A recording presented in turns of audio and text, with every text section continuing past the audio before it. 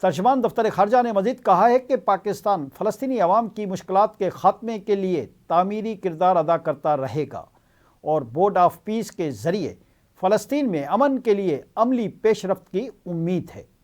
پاکستان کی Gaza board of peace میں شمولیت فلسطین پر برسوں سے قابض سیونی ریاست سے برداشت نہیں ہو رہی۔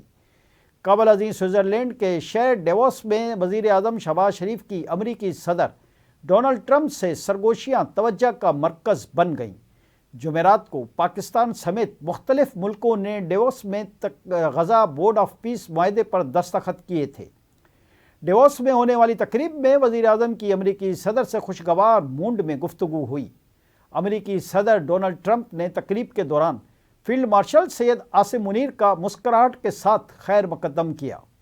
پاکستان کی سیاسی اور عسکری قیادت تقریب میں عالمی رہنماؤں کی توجہ کا مرکز بنی رہی۔